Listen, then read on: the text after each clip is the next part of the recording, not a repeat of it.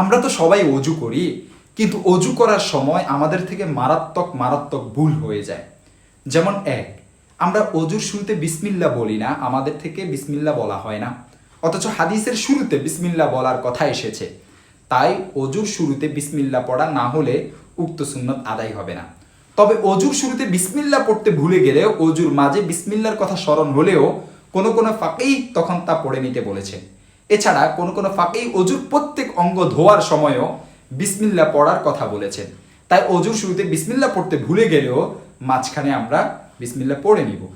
হাদিস দেখতে পারেন মুসান্নিফে ইবনে আবি শাইবার 1417 নং এবং মুসনাদে আবি ইয়ালার 4668 নং, নোখাবুল আফকার 1 নং খণ্ড 139 নং পৃষ্ঠা, তাবিয়িনুল হাকায়েক 1 নং খণ্ড 34 নং পৃষ্ঠা এবং ফাতহুল কাদির 1 নং খণ্ড 21 নং পৃষ্ঠা, আল বাহরুর রায়িক 1 নং খণ্ড 20 নং পৃষ্ঠা, ইমদাদুল ফাতাওয়া 82 নং পৃষ্ঠা, আল মুগনি ইবনে কুদামার 1 নং খণ্ড 146 নং পৃষ্ঠা।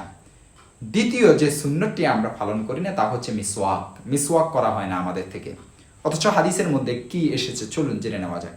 আন আবি হুরায়রা রাদিয়াল্লাহু তাআলা আনহু আন রাসূলিল্লাহি সাল্লাল্লাহু আলাইহি ওয়াসাল্লাম আন্নাহু ক্বাল লাউলা আন আশুক্কা আলা উম্মতি লাআমারতুহুম বিসওয়াকি মা কুল্লি ওযু। হযরত আবু হুরায়রা রাদিয়াল্লাহু তাআলা আনহু থেকে বর্ণিত যে রাসূলুল্লাহ সাল্লাল্লাহু আলাইহি ওয়াসাল্লাম ইরশাদ বলেছেন, আমি যদি আমার উম্মতের উপর কষ্টকর হয়ে যাওয়ার আশঙ্কা না করতাম তাহলে তাদেরকে প্রত্যেক অজুর সঙ্গে মিসওয়াক করার আদেশ দিতাম। 3, আমরা তো কুলি করি কিন্তু মুখের ভিতর ফানি নিয়ে তা নাড়াই না, গড়গড়া করি না, অথচ এটি ব্যতীত কুলির সঠিক মর্মার্থ হয় না। হাদিস ও ফিকর কিতাবে মদমদার কথা বলা হয়েছে, আর মদমদা বলা হয় মুখের ভিতরে ফানি নিয়ে এটিকে নাড়ানো, গড়গড়া করানো। 4, সঠিক পদ্ধতিতে নাকে ফানি দেওয়া হয় না।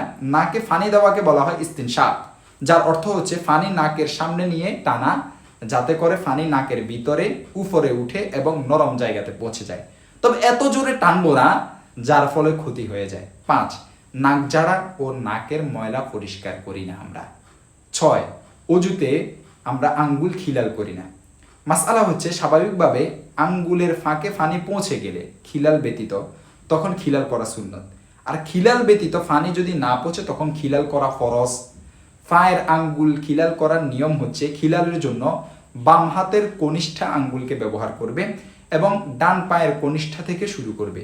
খিলালের সময় পায়ের উপরের দিক থেকে আঙ্গুল প্রবেশ করাবে, অতঃপর আঙ্গুলের গোড়া থেকে উপরের দিকে টানবে।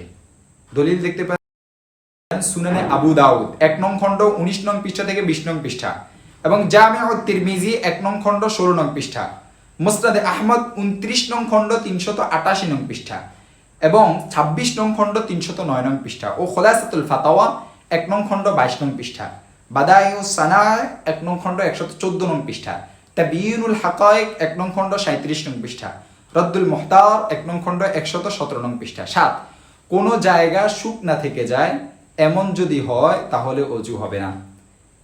যদি শুকনা থেকে যাওয়ার পরে আমরা অজু করার পর আমাদের জানা হয় ওই অংশের কিছু অংশ শুকনা থেকে গিয়েছে, তখন তা ধুয়ে নিলে চলবে, আবার নতুন করে অজু করা লাগবে না। 8, পানির অপচয় করি। অজুর সময় পানির অপচয় করা যাবে না, এর জন্য কোনো লোটা ইত্যাদি ব্যবহার করা যায়, এটি উত্তম। 9, অজুর সময় আমরা অঙ্গ ধৌত করার সময় ধলক করি না, অর্থাৎ যাকে আমরা ডলা বলি, যে ডলে ধৌত করি না, অথচ এটি সুন্নত।